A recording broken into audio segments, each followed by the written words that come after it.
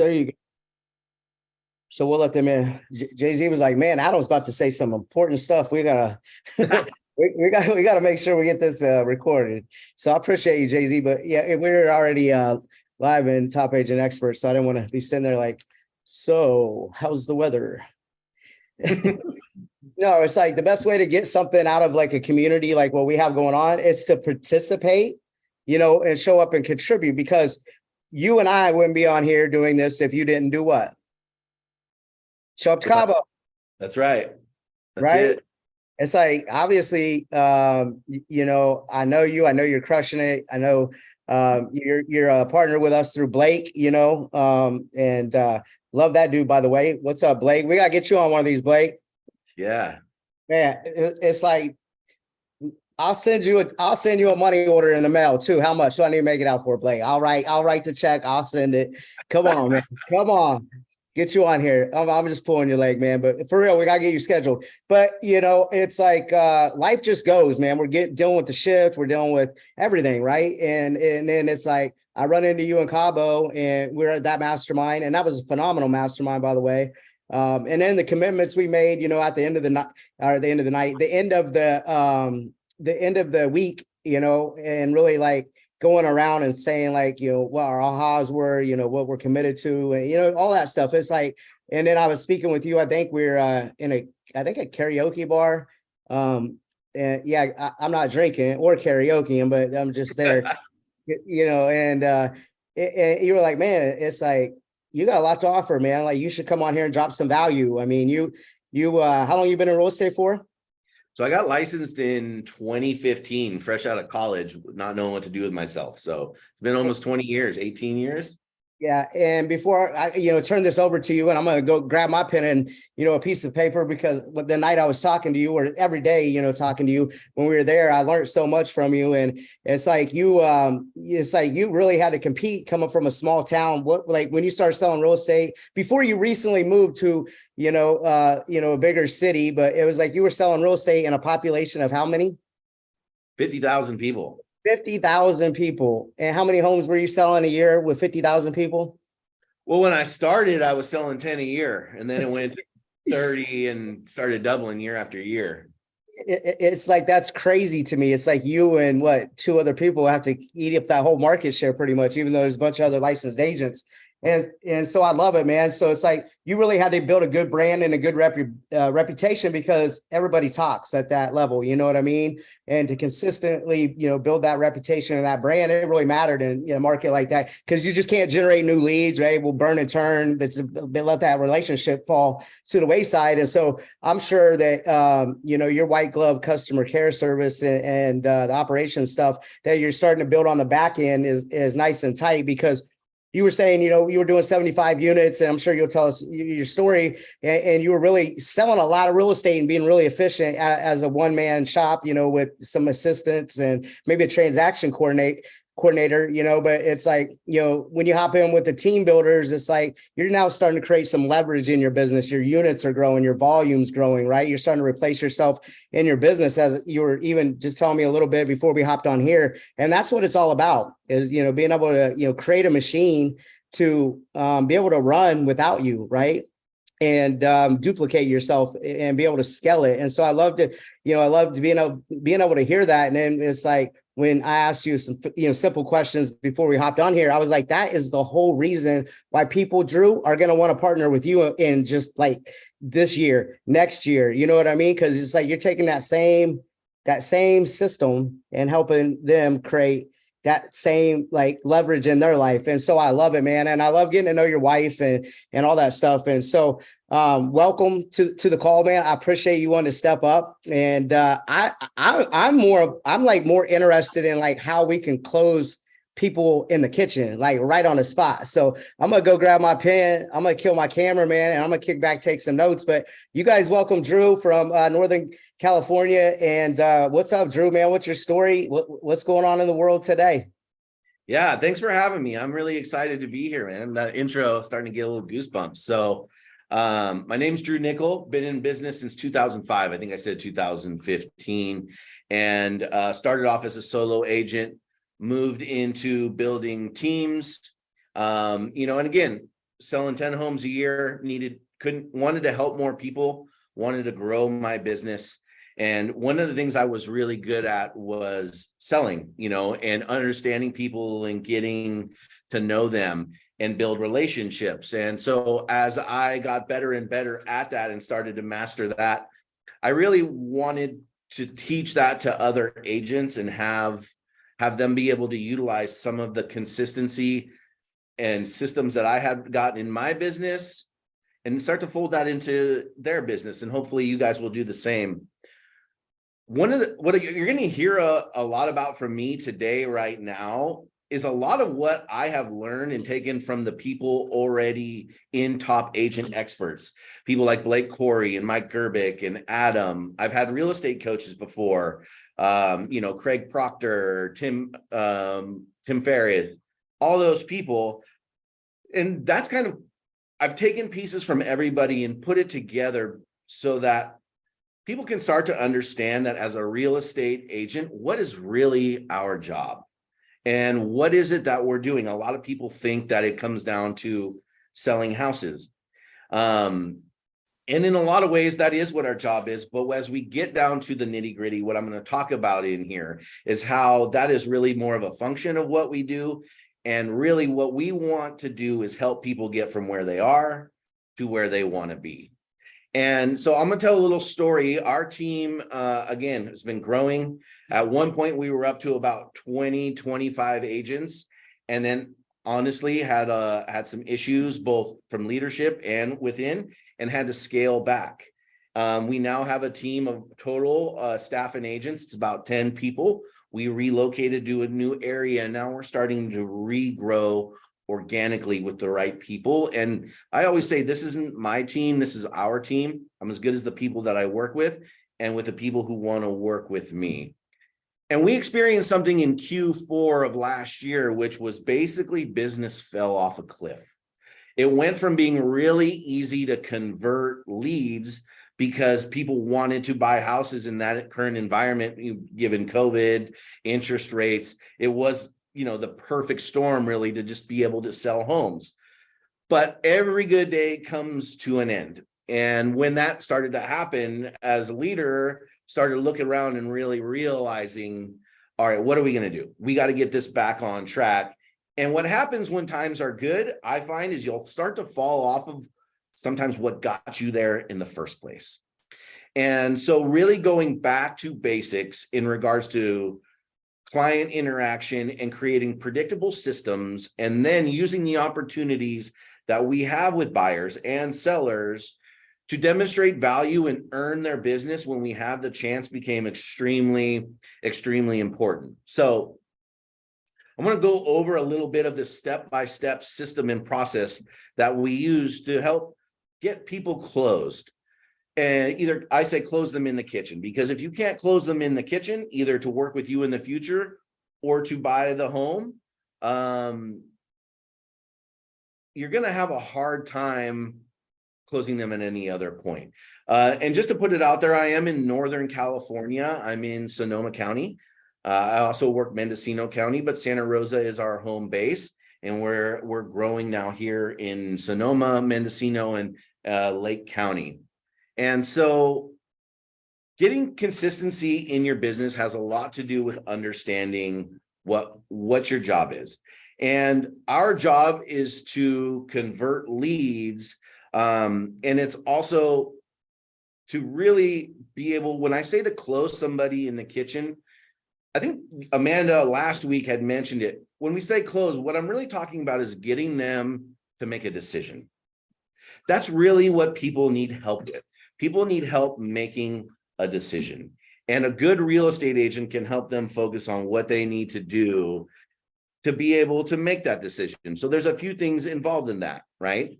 But a lot of us, we're just simply hoping that they buy. We show up, we show them the house, we ask them some questions. But what I really want to talk about is how we can help guide them through and make decisions. There was a National Association of Realtors statistic that came out, and they asked what more people were looking for from their real estate agent. 85% of people replied that they were looking for their agent to take the lead. They don't know how to buy houses. And so they need to be taken from where they are to where they want to be.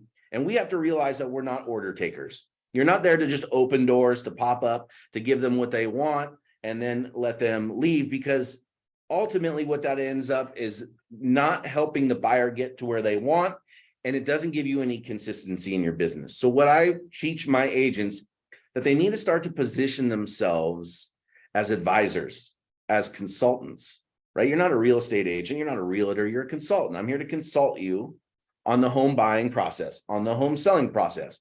And what does that mean? Well, one, I needed to get to know you really well. I need to know the what you want, the why you want it, and how life's going to be like if you don't get it, right? That's really important. I need to understand who you are, and then you need to understand what my job is and respect me and understand that I'm here to help you accomplish what you want.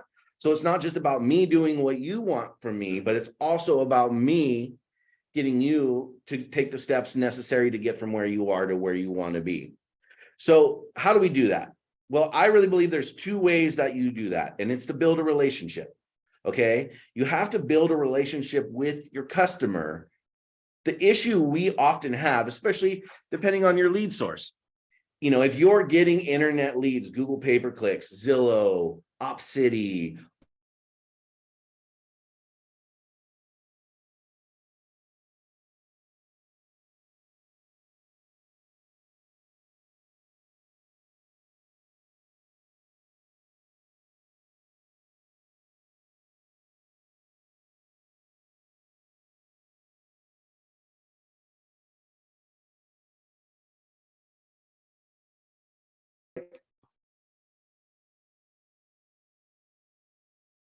Guys, do you still have me?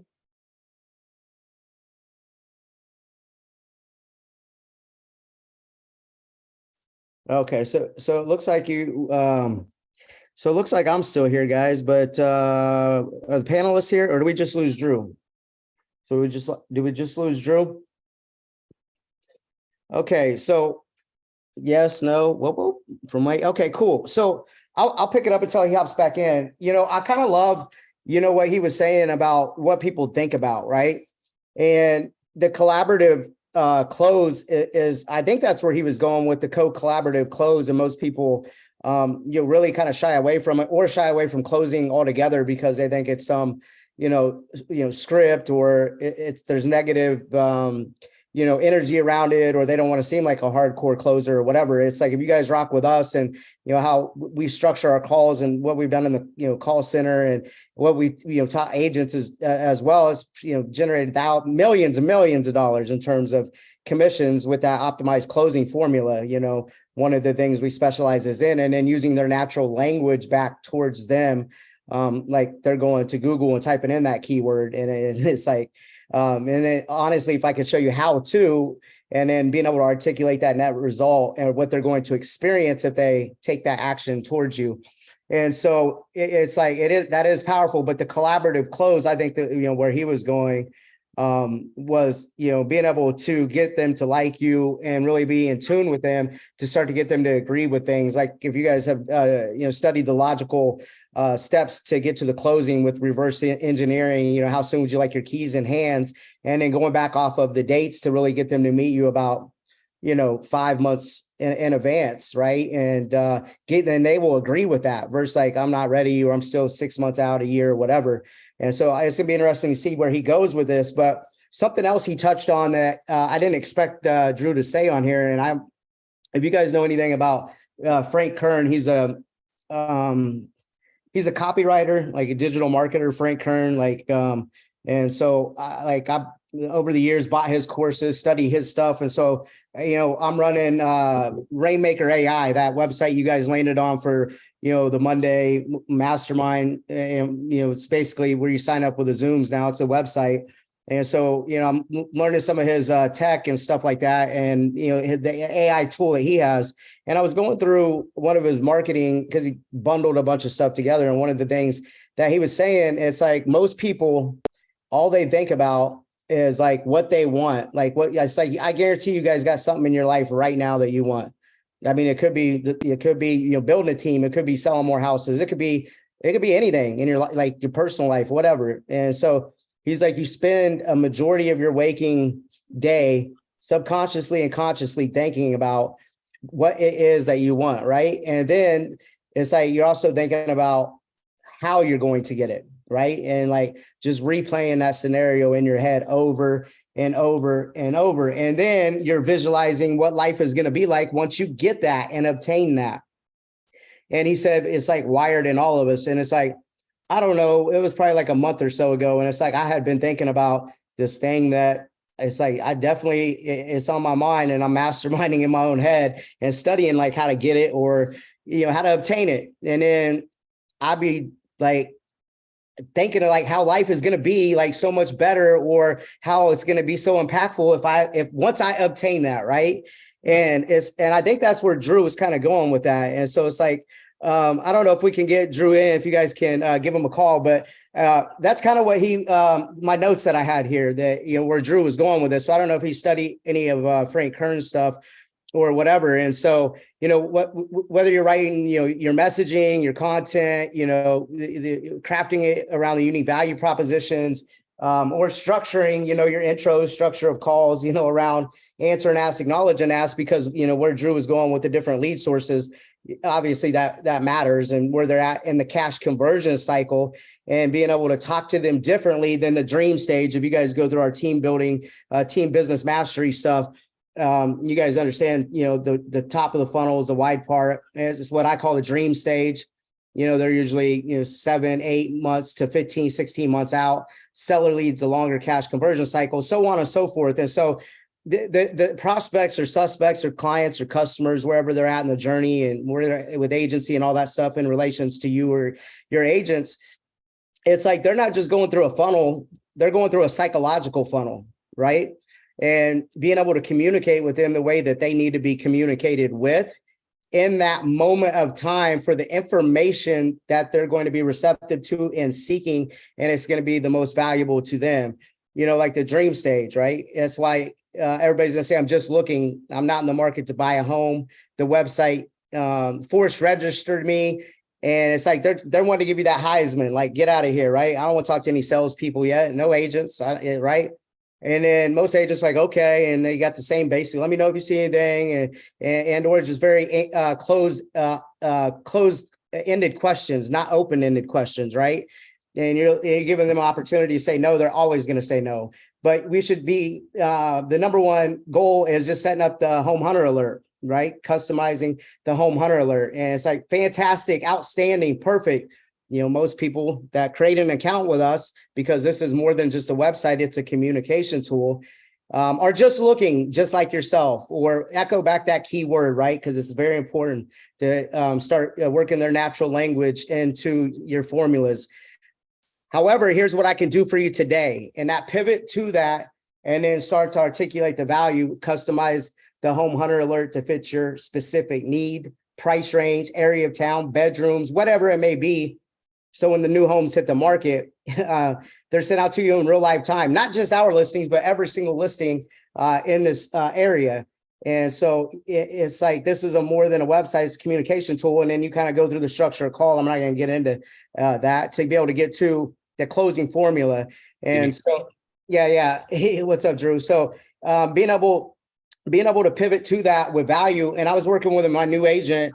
I don't know if Sky's on here, a younger agent, he's prospecting, and he couldn't just get through just a few of those barriers, and being able to diffuse the situation where it's not salesy, but earn that trust, but be the leader, like lead. Like if some of you guys are going to get invited to Discord to do live calls with us, because we're bringing back, or in the middle of cultivating live and direct, and being able to have it at scale going on throughout the day or certain days.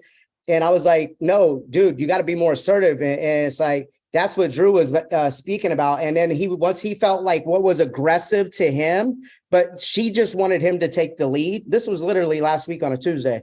And I was like, dude, just do it. I was like, and he did it. And then she just followed right behind and then answered all his questions, and he got the process. And he's like, oh my God. He's like, I can't believe that. And I was like, yeah, you just have to step forward and take that action and lead. It's just uncomfortable if you've never done it before or whatever. But I'm like, you're just setting up a home hunter alert, man. That's it. no matter what, their house could be burning down. Like you have to get that set up because they don't shop for agents on the buyer side of the business. They shop for homes, and that email and that drip has to be relevant. And then you can pivot off that, and we can get in all that stuff later. But welcome back, Drew. So what I did, I took notes, and I'm not gonna get into it, but hopefully I kind of filled in some blanks, what I thought you were saying, and some of the Frank Kern stuff that I thought you were getting at. I don't know if you studied him or not. And then I kind of went into structural call, man, but you can take it from there. So I just did a summary of some of your stuff.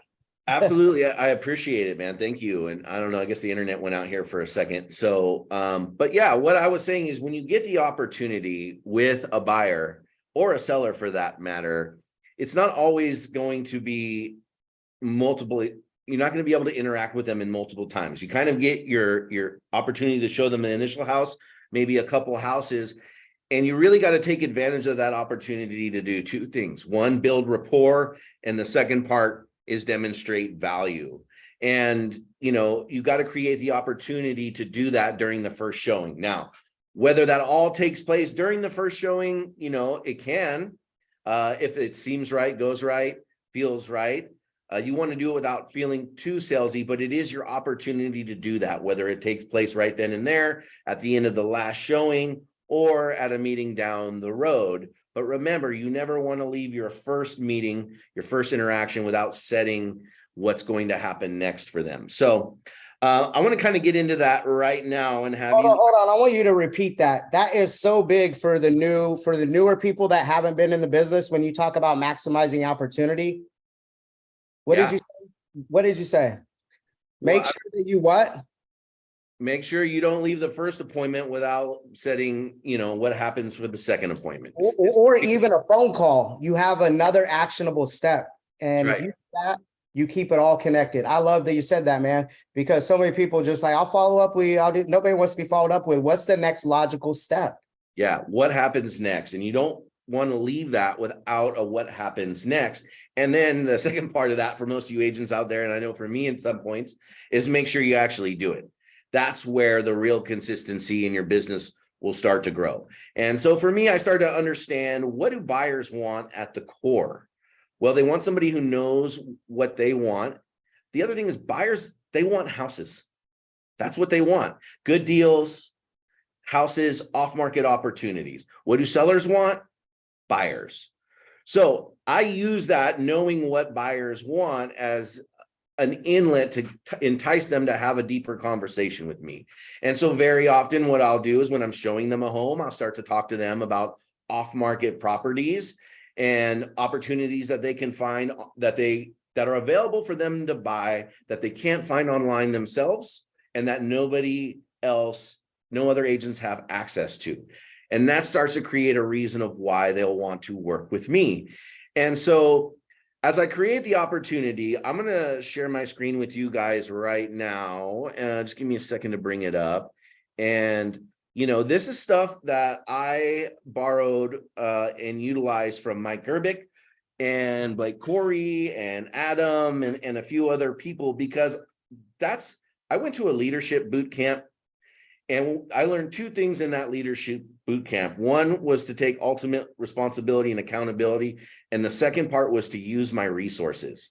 We have so many resources around us, especially through top agent experts, that we could utilize to really take our business to the next level if we learn it, personalize it, and use it. And so I have a 7-step system of working with buyers that I use in order to start to create a relationship, demonstrate my value, and earn their trust in business. And I work to close them on this in the house, usually when I'm showing them property, or sometimes if it makes sense, we'll go to a Starbucks or back to my office. But typically I'm closing them in the kitchen, earning their business, and I do it by these 7 steps. So let's get in and talk about step number 1, which is building bonding and rapport. Okay. This is the home tour phase. This is where we start the dating process. So I use little cues to test people and see where they're at mentally and whether they're ready to buy. So I'll show up to the door. Nice to meet you. Maybe I hand them the coffee that I got them from the Starbucks and I'll say, you guys ready to find your dream home? right? That's me taking the temperature. If they're like, heck yeah, Drew, let's rock and roll, I'm perfect. If they're like, well, we're okay, well, I'm just testing the waters. And also, I don't know if you guys are aware of DISC personality profiles, DISC, but I also start to gauge what personality type am I dealing with, because when I do go to close them in the kitchen, I want to close them the way they want to be closed, not the way I want to be closed, right? And when I say closed, I'm going to help them make a decision the way they want to make a decision, not the way I want them to make the decision. Big important fact. So they walk in the house, I pay attention to what they're looking for. Does the wife go straight to the kitchen? Does the husband start to become, do-it-yourself home inspector and start, I'm watching these things because they're telling me information. And as they're going through the home, I cover the acronym here of FROG, F-R-O-G. During the first showing and while I'm working with them, I want to start to learn about their family, what they like to do for fun, their recreation, what they do to pay the bills, put food on the table, the occupation. What people do for a living tells you so much about them, a lot about their personality type and beyond, and their goals. What's their goals in life? What's their goals with the house? What do people aspire to do in their life? And how is what I'm doing helping them accomplish their goals? For some reason, they decided that buying or selling a home is in alignment with their goals for their life. And now I've appeared to help that happen. I'll take notes on it mentally, but just really start to pay attention. And I don't try to sell them like immediately on the first date, but I just really want to focus on them. You can't ask somebody to marry you until you take them on a date first. And so that's the fine balance that takes a little bit of time to understand. Step 2. Okay, I've shown them a house. I always push to show them at least 3 homes when I go to show them a home, especially if they call to see one. Again, you look at the Zillow. I'm a Zillow Flex partner, and my Zillow trainer person there had told me, like, here's our numbers through Zillow. If you show somebody a house, one house, the chances of you working with them a second time is 20%. If you show them 2 houses, it doubles to 40%. If the first time you meet with them that you show them 3 houses, your chances of meeting with them again increases to 80%. So I really make an effort to show them 3 houses because it also gives me more time to get to know them. All right. And then after I've shown them 3 houses, what I'll typically do is say, hey, did any of these work for you? What are your thoughts and feelings? Rate them on a scale of 1 to 7. Ultimately, what I mostly find is the first time I show them homes, I don't quite find them the property. Why? Because they pick the houses to go see, not me, right? If I'm picking them based off of what they tell me, the chances increase, but I know they're not really usually going to buy the first house they call on. So that's not really what the goal of my initial showing with them is, to sell them a house. It's to create the relationship, demonstrate value, and earn their business, and help them make the decision to work with me and my team moving forward. So step 2, I say, hey, you guys are interested in the off-market properties? Are you interested in finding homes that you can't find yourself online? I tell them a little bit about what an off-market property is, because I found very often the consumer doesn't know what that means. We as agents know, and we can talk more about how I find those if you guys have questions about that. But I say, hey, let's see if I can match you with some of the off-market properties that we have. And I say, do you have about, I'll go through the next step, right, in the acronym of TAQO, T-A-Q-O, which is timing, appreciation, questions, and outcome. Okay. So with timing, I just tell them how long it's going to take. Hey, this is going to take about 10, 15 minutes of your time, maybe a little bit longer, depending on whether you have questions. But if you don't tell them how much of their time you're going to take, they spend the whole time wondering how long this is going to take. So we deal with that. You're right. We were looking at why do people use Uber versus, say, a taxi? Even if an Uber is more expensive, well, it's convenient, and you know exactly what car's picking you up, what to expect, when it's going to get there, what street it's on. So that helps calm the nerves and get people to focus their attention.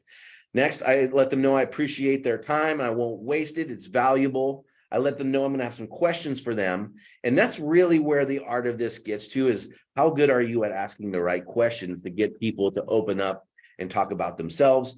And at the end, I say, hey, look, there's going to be an outcome. I'm going to ask you a yes or no question. I'm going to give you the opportunity to get access to off-market properties. And the way you do that is through a program that we offer, which is a buyer advantage program that's going to give you advantages in the market over other buyers out there. And I'll explain how that works. So that's kind of what I do. I go through that. Usually I say, at the end, I'm going to ask you if you're interested in being enrolled. Obviously we would, if you think it's a good service, we want you to do that. But if it's not the right service for you, you feel free to say no. It's okay to say no. I give them that permission. What I don't want is a maybe, right? I'm not into maybes because I can't do anything with a maybe. And the whole crux of this is getting them to make a decision one way or the other. Okay. So as we get through that and talk about it, I go into step 3. Before I ever present, I'm going to get through a series of steps to make sure this is somebody I want to spend the time working with. Okay. And so as I get going through this, I'll tell them, all right, let me ask you some questions. Now I have a questionnaire in my buyer's packet. I have one of the packets right here, right? I pull this out. I don't know if you can see it because of the, there's me, blah, blah, blah. Has questions like bedrooms, bathrooms, pets, all of that. And I go through that, but I'm also looking to ask them personal questions. Like, is there a particular reason you're considering making a move?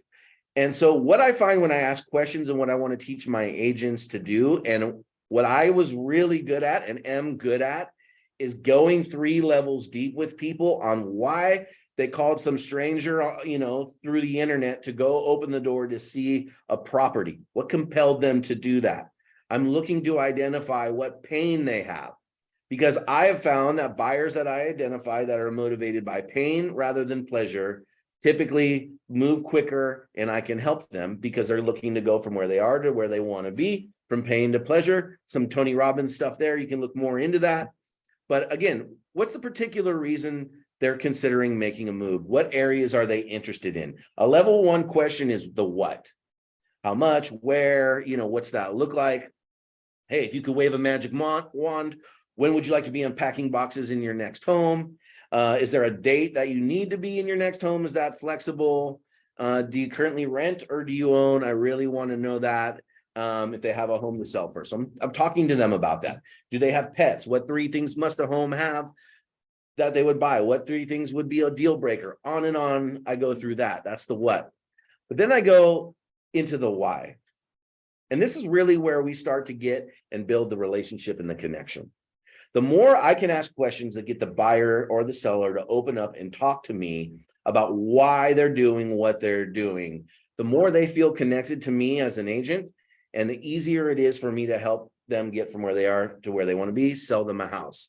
So interesting. Tell me more about that. Find the why, go deeper. Why do you want to buy a home? Well, we've been renting and just dumping money into it. And honestly, we've been having to move out of 3 different rentals because the owner keeps selling them. And we're just really ready to get a home of our own. Hey, we live in a 1-bedroom, 1-bath. My wife's pregnant, with our 3rd kid. I got kids sleeping in the living room. That was one I heard recently.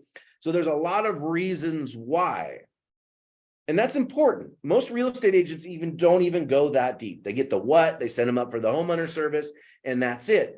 But what I'm going to is when they try to ghost me, when they try to bail, right? When they don't want to move outside of their comfort zone to make this happen, I start to tie it back and remind them of the why. And then the other part I go to is the 3rd level deep. How's it going to feel if it doesn't happen for you? Because this is where I really can get them to think and do things that they may normally not want to do because they're thinking of the FUD, the fear, uncertainty, and doubt, but then overpower that by, hey, if you don't end up buying a home, your kids are going to be sleeping in the living room. You're bringing home a new baby. It's going to strain your relationship. There's so much going on. Let me just help you get through this, you guys. I can help you do that. So the 3rd level question is emotional, right? And so how is life going to be if it doesn't happen? Hey, you're moving because the commute's killing you. Yeah, you're missing your kids. What's going to be like if you're not there? I'm going to miss more of my kids' birthdays, less time with the family. I feel like I'm a paycheck, not a father. These types of things, when people open up and start to tell me this, man, that gets really powerful. And now I'm not just some other face on the screen like all those other agents. Now I know about these people. I've asked them about them and they've started to connect with me. So that's really, really important. Now, once I get the 3-level deep questions, the what, the why, and how's life going to be if it doesn't happen, I understand their motivation. I'm looking to see if they're motivated by pain or pleasure. Not that I can't help somebody motivated by pain, but I found the lady looking to go get her $3 million beach house is a lot less motivated than the lady who's pregnant and has 2 kids sleeping in her living room. Because I'm always looking at who I can help first, right? Who can I help first? The person who needs my help the most is the person who's quickest and has the most pain. Okay, so I don't focus on price point. I focus on who needs to move the soonest and can I help them?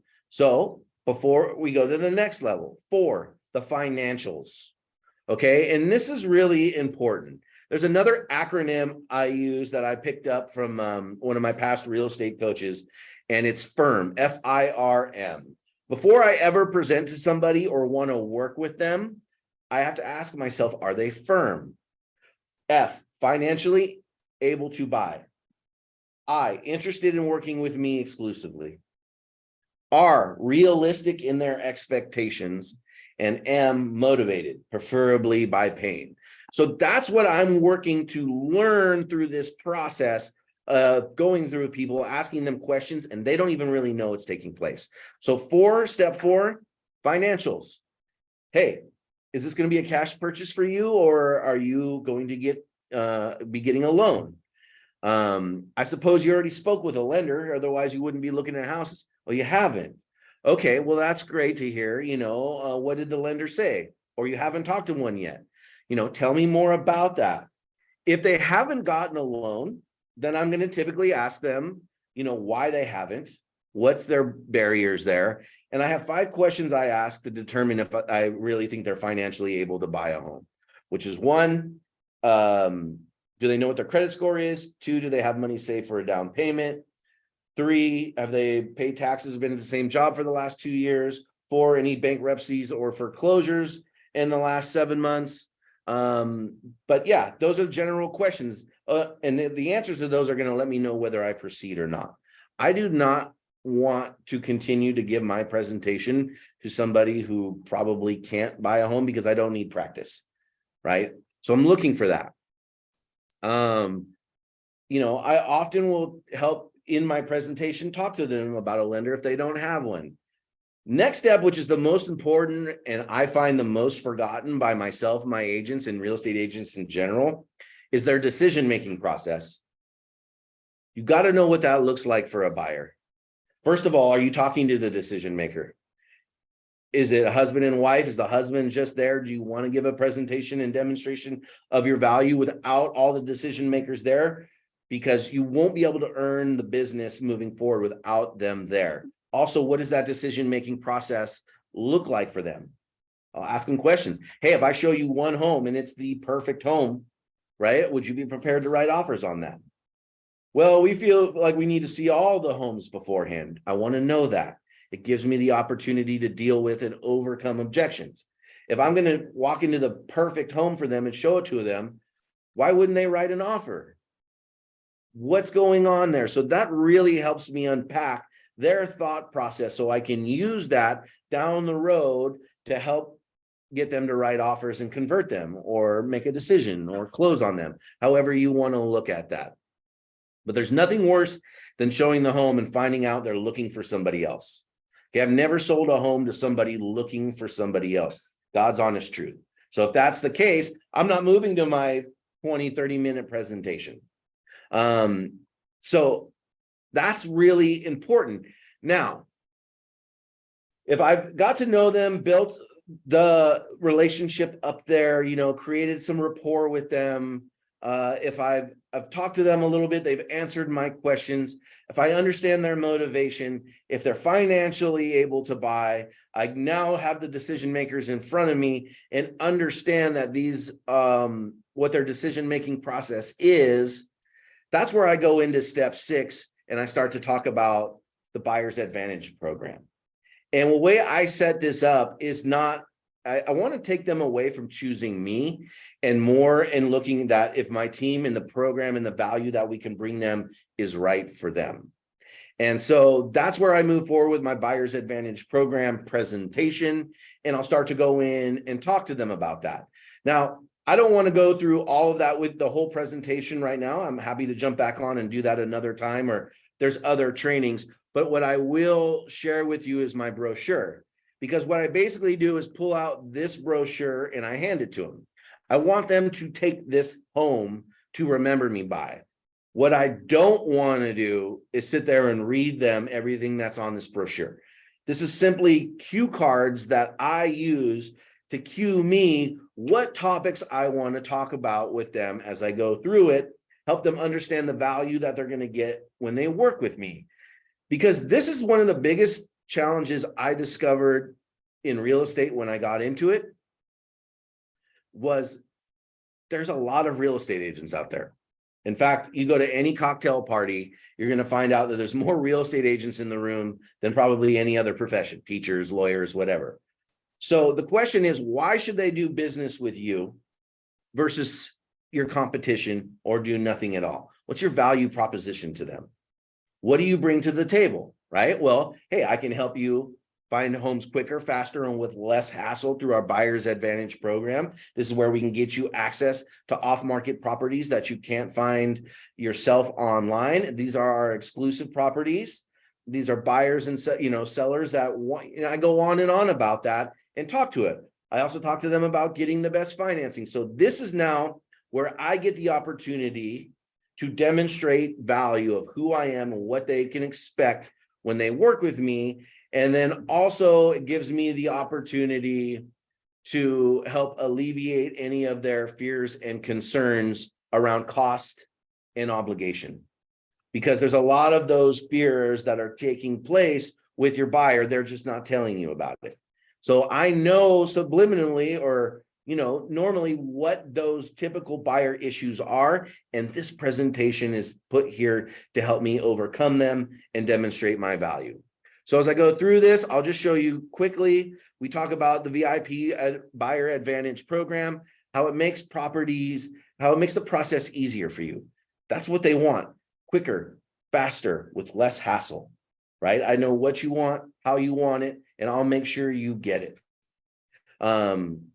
And I also will give you certain things that will help alleviate any risk that you have in the transaction, both while working with me and afterwards. If I can alleviate risk that you deal with after the close of escrow that other agents aren't even talking about or dealing with, now again, I'm securing myself and positioning myself as an authority and as the person that can get you from where you are to where you want to be. So as we go through this and start talking about it, I talk a little bit about who we are, right? That we're in the top 0.1% nationwide of teams, and that we're selling more homes in the area than any other team. And the reason that that's an advantage to them, I don't want to just brag. Everything I'm talking about has to be in regards to what it means to them. Again, if you haven't told, I'm a big acronym guy because I find it easier for me to remember what I need to do in the moment. And I always say every buyer and seller is dialed into one radio station, WIFM. What's in it for me? That's what they're always thinking. What's in it for me, right? So if I'm sitting here telling you that I'm the biggest and baddest and best, how does that relate to helping you? You don't want to just be another number on my scoreboard.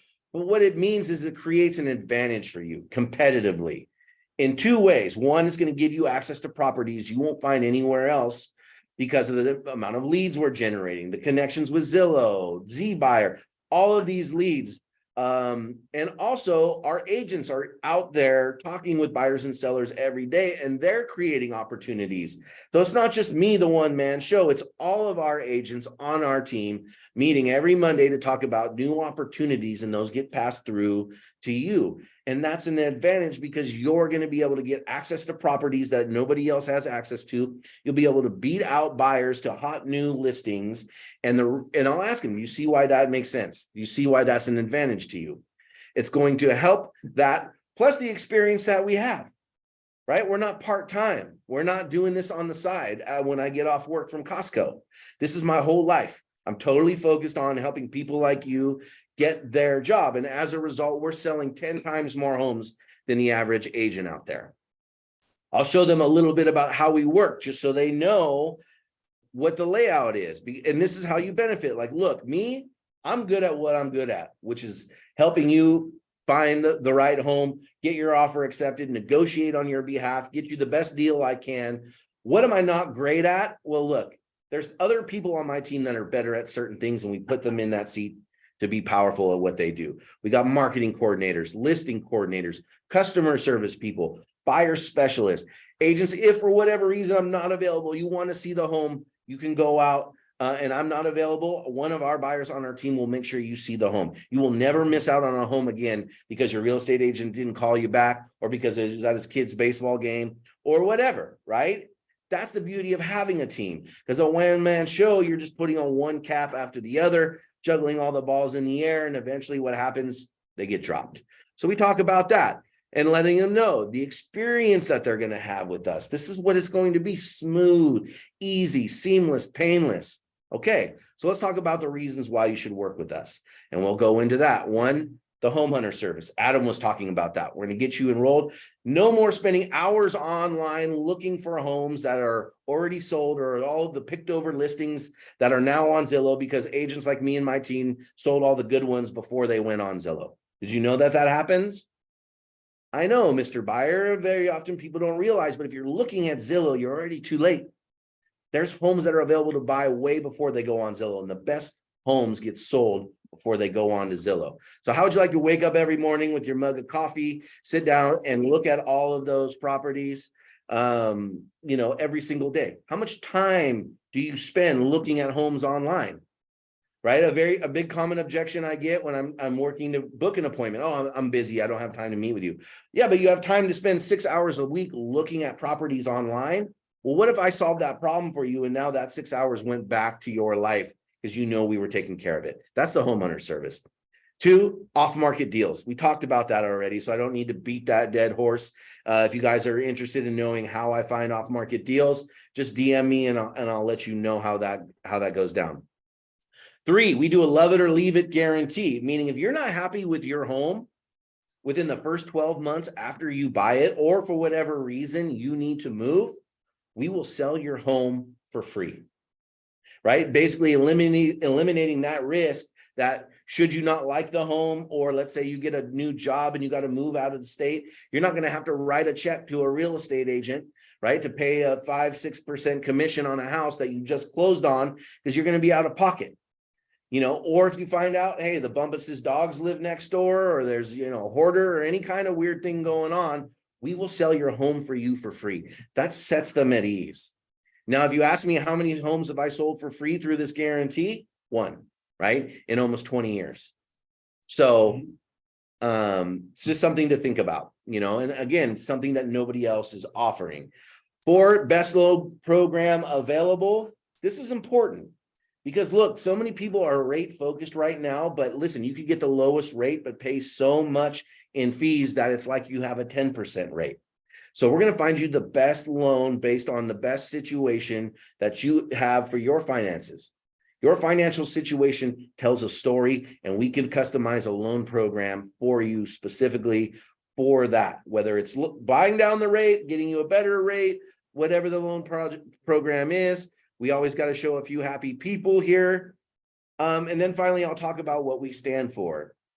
And I was really pushed to do this for a long time. I didn't have this in my business, which was, what's our core values? What's our mission statement? People want to know, what is the culture of the team or the person that they're hiring to work for them? Well, just so you know, we're here to provide the highest level of service possible. In fact, we want that service to change your life.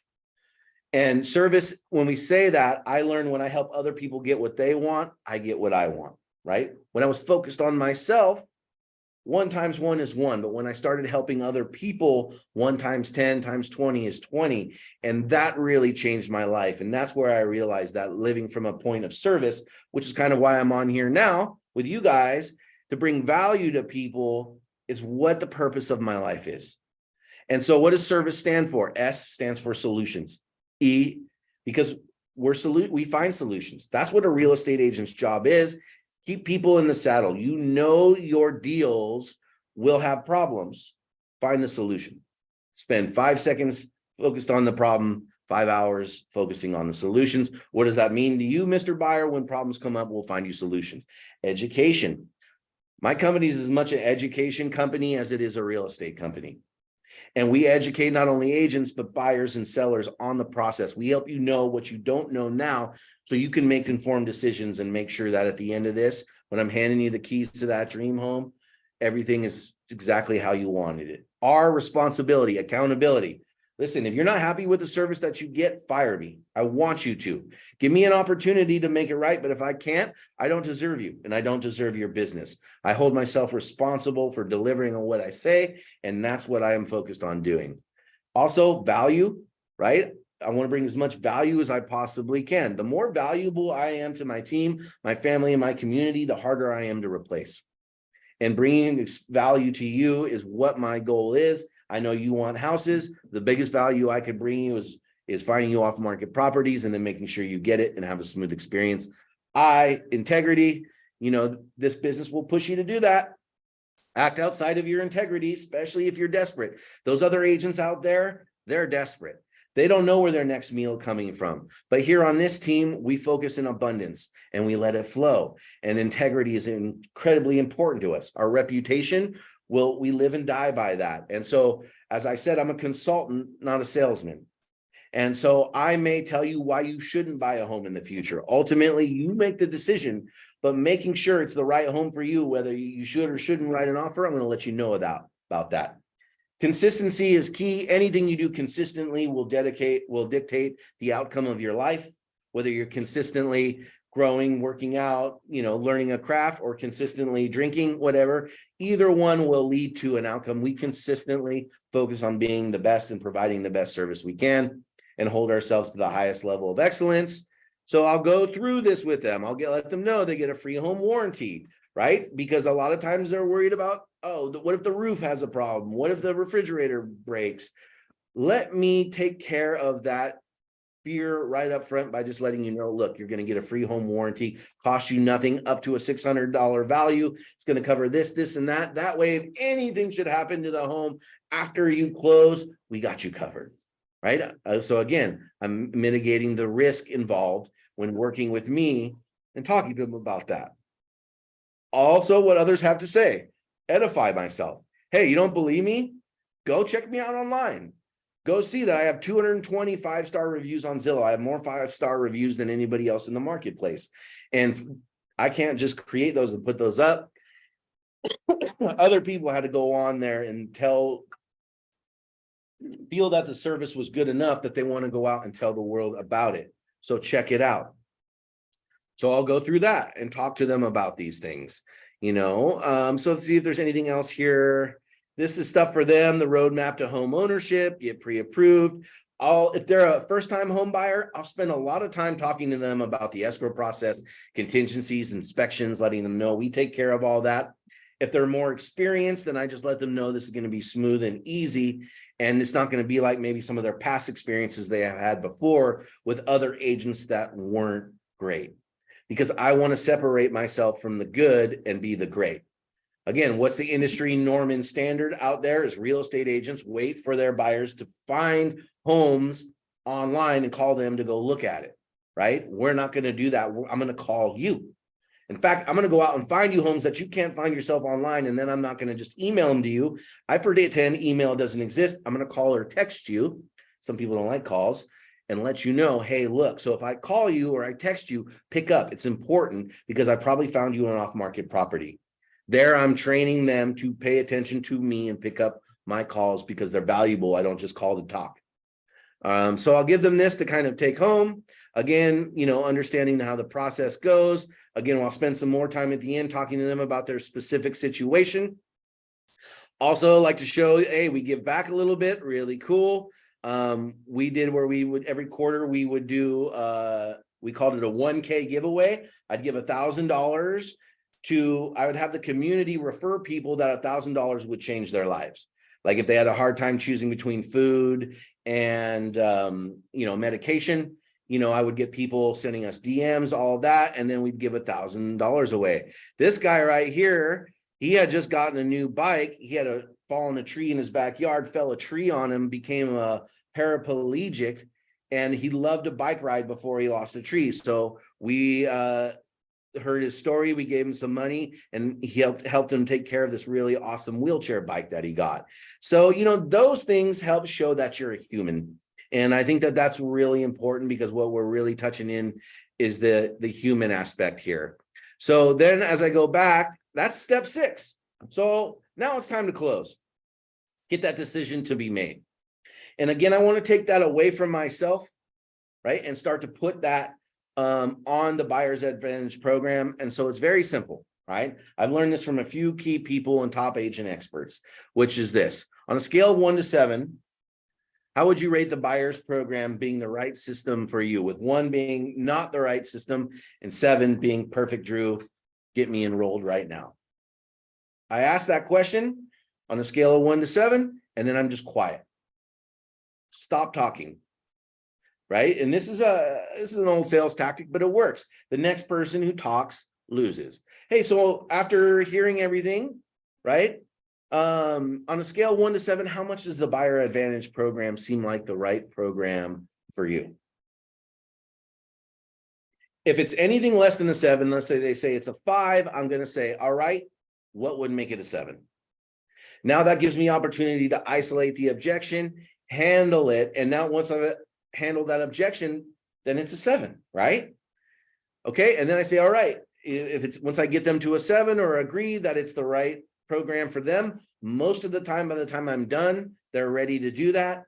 Then I say, hey, look, are you ready to authorize me to enroll you in the Buyer's Advantage program? When they say yes, I pull it out, I sign, they sign. And remember, I'm getting their authorization to enroll them in the program, but I'm not necessarily saying, do you want me to be your real estate agent? So I'll kind of wrap it up there.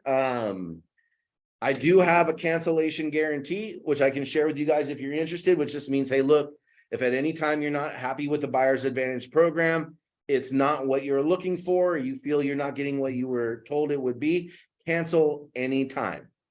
But if you're enrolled in the program, what we ask is that we be the ones to write the offer for you when the time comes. We reserve the right to negotiate up to a 3.5% commission on the buy side, and we charge a $5.95 transaction fee. None of that is paid up front. Only when we perform and hand you the keys to your dream home would we collect that up front. If I get any pushback on, well, what's with the 3.5% commission? I say this: well, look, very often agents commission shop. The homes that they show you based on the commission that's being paid. Do you want the homes that you see to be based on what I'm getting, what the commission being offered is? What if it's a perfect home for you and they're not offering a commission? Okay, well, this Buyer's Advantage program enrollment form authorizes me to negotiate, because I'm going to show you homes that have huge commissions and homes that have none at all. So I'll often sign that, the cancellation guarantee. I'll give them the certificate for the free home warranty, the love it or leave it guarantee, right? I give them a bunch of stuff. And then I'll say, all right, so I'll plan what's next, which is usually a second meeting at my office where I go through the inventory with what they want, make sure they're pre-qualified, and then we go out and look at houses. That's it. Dude, I love it. It's all about following a process, man. And and you had to be really tied in with us and done some coaching with us to know the taco technique. So Yeah. Blake, because I didn't know you until we already launched here. So Blake taught you the taco stuff, huh? Yeah. Is that where you got it? Dude, that's awesome. Shout out to Mark Benefield. So it's like, these core processes and different things that we follow, they really work, man. It's like, the thing is that I'm still kind of confused on a little bit. Maybe you can help me out with this. So it's like, I love being able to, use your leverage through, the 150 closings, your team, the coming soon listings.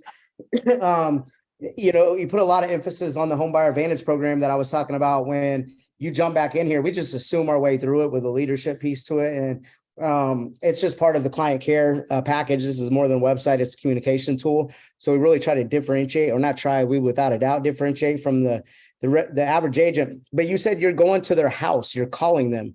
You know, you and I know that the IDX feed is out there, in terms of the customization of it is crawling the internet in real live time. You know that, right? So it's like, what happens when you do say, I'm calling you before you see the properties, when you know that's going to happen 80% of the time, even if you're proactive, even if you're calling them with every single listing. How does that how does that ever get brought up, or kind of talked about in terms of your brand promise, or they never mention it again, or you're so good at actually calling them and actually like ringing that bell before a couple of times, like where they're like, all right, he is a little more proactive with giving me a call. It's like, is there ever like a rub there with that unique value? I love the unique value proposition and the boldness of how you articulated it, but is it ever brought up like where you're not delivering on it? Oh, sure. It happens, Really? right? Sure, it happens. Now, usually what I can do is I come up with a couple off-market properties from the leads that we generate. And, I'll do things like send them a video like, hey, I'm at this house right now. This looks what you're looking for. It's not on the market, just thinking about you. I'll let you know if this pans out. You can drive by at 123, Apple Avenue. I'll do that. Here's the other thing I'll do. I know that my website that has the IDX feed is slightly delayed compared to my MLS. Right. So I set up a MLS search for the client that comes to me through the MLS, meaning I set it up in the MLS and that goes to me. Then I set them up for the same search in my IDX website. I get the ding slightly before they get the email and I'll text them on it. Yeah. I love it, man. So you know what I can do with, I can help you with that, and make it where you're achieving the same result with some different language that wouldn't put that pressure on you, man. So get on my calendar. It's like, I can alleviate that. You can still offer that same value proposition, but it ain't going to come. Most people aren't going to say anything back to you, because it'll be positioned different. It'll be articulated different. It'll have a different feel for sure. So let's work on that, because when I heard that, it's like, okay, we can get around that. Now, the second thing with the unique value propositions and the brochures, I love how through and through the consistency of like seeing this be, duplicated it's like, are you marketing yourself? Or I know you're building the team now. We got 10 agents. Do you let them, are you running the assembly line real estate, or can they list and work on the buy side, or do they have their own brochures? Or it's like everybody's operating with the same logos, the same brand promise, but are you the celebrity, or are you letting them market themselves too? So I guess it's a two-pronged question. Yeah, it's a great question. So, I'm leaning into the coaching that I got from Mike Gerbic, which is that people want to sell their house with a person, not something that sounds like a financial firm. And so as we started to kind of build out, the Drew Nickel real estate team, and people are sitting around saying like, who do we want to list our home with? They're not saying like, oh, the Primal real estate team. They'll go, I saw that ad for Drew Nickel. So building the person-based brand with a face creates brand recognition that's creating an overflow of leads, and then we're giving that out to the team. Yeah. I know. I love it, man. Like, it's so crazy, man. Like, we had to pay for these lessons. We had to learn it. And there's pros and cons, how it was Mike Gerbic, then Mike Gerbic Select Homes. And, we had to get to Select Homes, Mike Gerbic, then Select Homes. Like, it was crazy. And the all of that. And it's like the buyers shop for a home. I told them that. And so you can be behind a brand. You can be behind a brand name, like Urban ICT Pool, is a great buyer business that's blew up in Wichita, one of our other partners in our network. Shout out to Steven, by the way, went from 30 deals to 300. Like, it's crazy. And like 3 years. And so it's like, that's a brand, and he built a great brand. And he's like, I'm gonna pick on you a little bit, Steven. He's like shyer on camera, like, and so on and so forth. And it's like, but he's a great operator, great marketer, great guy. Right. And, but on the seller side, it's so true. It's like, they're not thinking of a brand. They're like, who has the aggressive marketing budget? Who is a bulldog? Who can give me the most amount of money? in the quickest amount of time with the least hassle. You know what I mean? And it's like, you're looking for that to be what? A somebody, an image, a persona, like, right? And that's how Mike was killing it on the radio, you know, with that stuff. And it's like, you get so big, and then it's like, you start handing that out, right? And then you have to be the brand promise and making sure the core process, and then, you know, you can execute on the quality, and, you know, making sure you have surveys and, you know, spot checking, you know, inspect what you expect, and make sure your quality of deliverables are good. But it's also like, then when you go to try to debrand and stuff like that, no matter what, when we went through it, we took a little bit of hit on the listing side over the years, and we had always been a listing business and known for that. And so you're absolutely right. You know, people do business with you know what I mean? But when you get big and you start talking about teams and the brokerage side of the business, it's almost like you as the owner, your customer changes, you know, like you and I work inside of running our companies in the most agent centric, you know, like model on the planet. You know what I mean? Like, we're EXP's customer almost, and they take care of us. And then we turn around and take the value propositions and take care of the client. Like, you know, through working on partnerships or whatever, we're growing in Canada. And they're always like, well, what do you do for the customer? Or what do you do? And it's like, well, they ask about what the brokerage does. I'm like, we do that. And they're like, you do that? And it's like, yeah, like, we are owners in this business. And it's like, without a doubt, we build these value propositions, we build these systems, transactions department, client care management, raving fans, all of these different things that we love on the customers, right? And then, you know, where we're building our business, they love on us. And so I love seeing that, man. Now, out of your 10 agents, you kind of using them, you're using your face, celebrity marketing is what it sounds like. But are they feeding the business back to you? Are you the only listing agent on the team, or do you have another listing agent? Or no, you know, my goal would be, I've had to step back in production, like I said, when things kind of changed. But my goal is to get out of production and teach the people on my team to do what I did at the level I did it at. You know what I mean? And so we have listing specialists and buyer specialists, and buyer specialists can work his way into being a listing specialist through selling a certain amount of homes and learning that game. And if a buyer does create a listing, a lead, they get to work with a listing specialist to learn, and they get a piece of it. Yeah, well, I'm gonna give you some tips here real quick, because there's you keep two on deck at all times. So, you know, Matt Smith, right? Yep. Okay, so Matt went from 200 closings to 800, and he was operator in his business. He had about 10 agents, damn near kind of like exactly where you're at right now is where was at when he came over. And then his goal was, scale the same thing to 1,000, right? And leadership is a big piece of this, guys, for sure. And it's like, without it, you can't do much more than a couple hundred units. Let me just be upfront. So it's not like you can checklist your way to success like that. But and you're figuring this out a little bit, having to step back in your business. Matt had to do the same thing.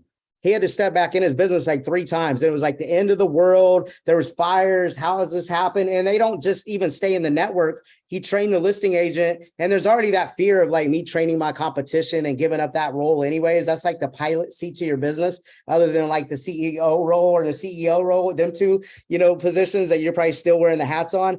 And so there's a lot of trust that goes into it. When you get burnt like that, you get burnt, and then you got to step back in the business, and you have these projects going on. Everything gets put on hold. Your ego takes a hit. And so it's like, always try to have one on, like, that's your main one, but have another one that's also grooming. And it's like, no problem, like next on deck.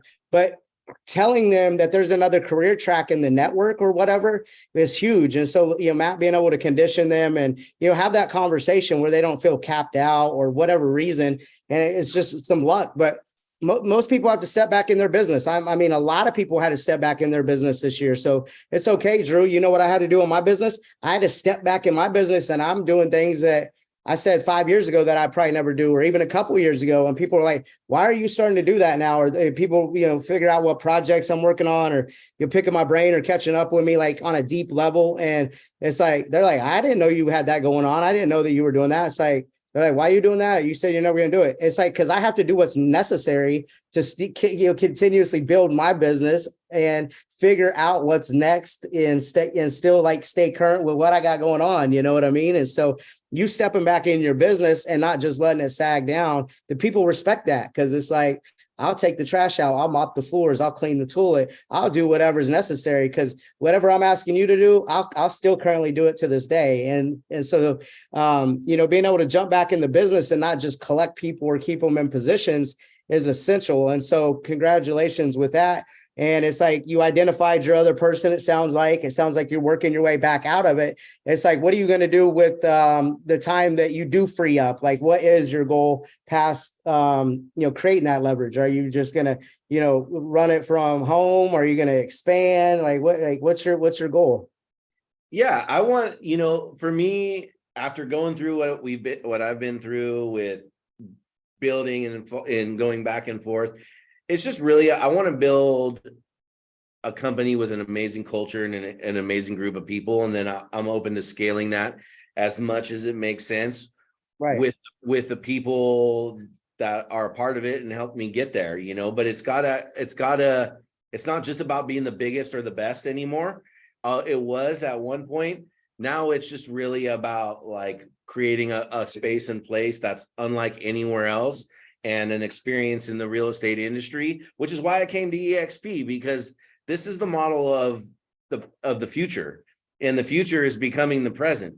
And I really believe that. And I said, when I started a team in 2015, that real estate teams will be the future of real estate, and it's already coming true. So I want to scale me being able to help as many agents as I can grow their business and change their lives, so they're not operating from fear and lack and wondering where their next meal is coming from. So I want to do that on the biggest platform possible. Yeah, I love it, man. And when you talk about, oh, this is my goal, is like, that's what I want to, it's crazy how fast we grew from 2010, 11, 12, and the amount of money that Gerbic, pumped into the personal development side. And that was something that, as a young leader, and Mike, gave me ownership and put me in positions where I had to learn the hard way. Like, I had literally, I would probably say 30% of units and volume walk out of the door. And I'm talking about, like, we're doing over 500, and it's like, I'm still growing to 700 or 688 and hitting that number and replacing the 300 units before that. And then I did it again that next year and replaced another 30 units and grew before we finally busted 1,000 closings in 2014. But it took everything I had. And Mike was like, if you have a tell, and people keep telling you have a tell, you might want to turn around and take a look at it. And it's like, he's like, let me learn the hard way. But like, I appreciate it, because it's like, he just didn't step in when there was fires. He like let me go through the process. And even though I was hitting the goals, hitting the numbers still, it was like, if you don't fix this one problem, or you don't learn what the universe is trying to teach you, it is just going to continuously repeat itself. Right. And so I had to learn a few things. And then going into that other year, I was like, man, it is easier to retain people than to redevelop them, or develop new people, because we're really in the personal development space. It's like, it's all about doing the right things in the right financial order. And them, you're doing them. And you even know what the next moves are. That's what's kind of frustrating to you. And that's what even was frustrating to Matt and a few other people. Would say, I know it, and I know what the next move is. And I know it's the right financial move. I know I can execute on it. But if you don't have the people, and you don't have the talent, and you're not invested in them, and they don't believe in you as a leader, they haven't bought into the vision yet, it doesn't matter. You could have all the leads in the world. You could have all the systems in the world. But if you don't have the people that can run the systems, and they understand why they're running it, other than just selling houses and turning a commission check, you are going to become stagnant. And so what I asked you is very true. Like, what are you trying to do past that? Because that's going to be very important for the people that come behind your people's people, and so on and so forth, to keep building your tribe, because this is bigger than selling real estate. And I was sent a message to my girlfriend last night, and we're talking about some things. And I said, well, once you hit something in your mind in terms of a goal, or for me, monumental stuff, like I'll use 1,000 units for an example. When I got there, it was such a buildup, and it was so documented. And it was like, this is a train wreck, or who's this kid? And then other things, and then when it happened, it was like the moment came and gone. And then it's like, what's next? You know, it was like, you think you're going to be fulfilled. So what I was talking about with the Frank Kern stuff, with what you said, most people, when they get their mind fixated on something, they spend a majority of their time thinking about it. And then the other, amount of time, it's like, how are they going to get it? They're masterminding it in their head and visualizing, who do I need to talk to? Who do I need to know? What do I need to work on, or whatever, right? Get ready to execute on it. And then they're also thinking about how their life is going to be once they get that goal or hit it, and how it's going to change or whatever. Right.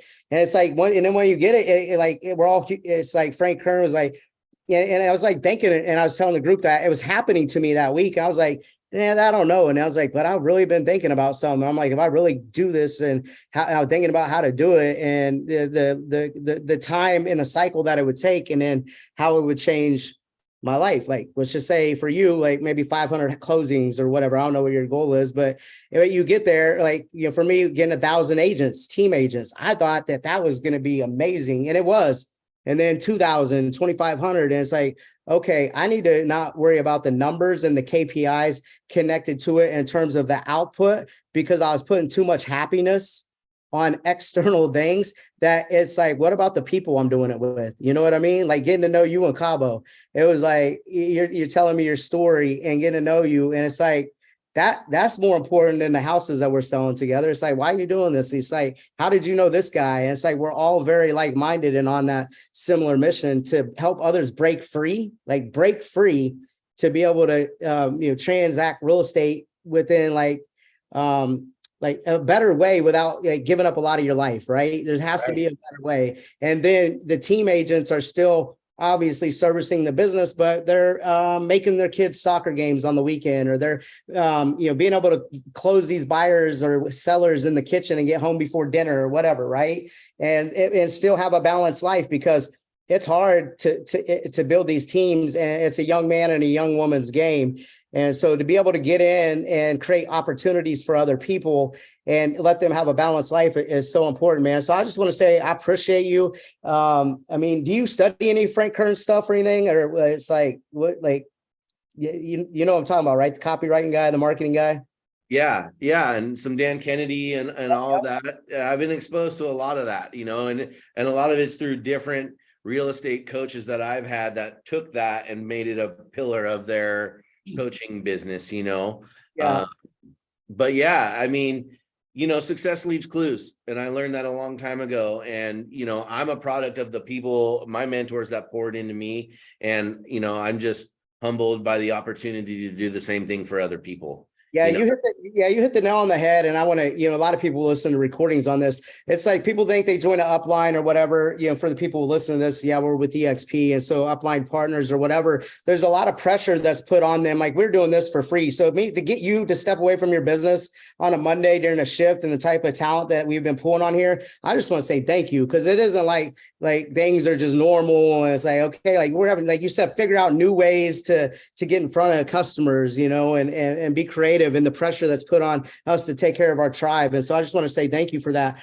But when you said it, and you said it word for word, what I tell people when, we're, crushing it and leading like the top 10 in the nation, and what we're doing with a call center, and people were like, who's your coach, or what were you guys doing, or whatever. I said, Gerbic just kept paying for coaches. We would get done with one course and he would sign us up for another. And what you said was so true. I took a nugget or something from each one of them that I would think was their one or two things that they were really good at, even though you bought this whole package or whatever, but it was really their one thing. And then I incorporated it into my business. And then I figured out how to make it mine in terms of the DNA of how it all connected with training my people and the systems and with Gerbic and all that. And so we just put a bunch of bricks together of the pebble stones and paved our own road. You know what I mean? And so it's like, I tell people all the time, there's so much 80 hours in the cloud. We do stuff every day. Stuff is going on in here. And it's like, as Tony Robbins says is best, it's not about the resources that's available to you. It's like, how resourcefulness are you? And it's so true. And so it's like, go read books outside of the industry, study, become a student, keep up with, marketing, advertising, communication, psychology, all of these different things so you develop as a person, because that's what it is all about. It isn't about just showing up at some destination. We're gonna drink like Mai Tais. It's like my goal is like 5,000 agents now. It's like I didn't think I'd ever have a goal of 5,000 agents. I was 505 years, and I'm at my lake house right now. And summer's starting with my son, and it's like that. I was gonna run it from here, and I just hit my 5th year mark and 500 agents. And I was talking about retiring. That was the best case scenario. That was my goal 5 years ago. Now at 2,500 agents, and I can't sleep at night. And I'm like, and I feel like I'm letting people down, or we're not doing enough, or whatever. It's like creating insecurity. And so, but that's what is cool about it, because people like you, I don't want to let down. People like Blake, Matt, Gerbic, just to mention that little tree you're from.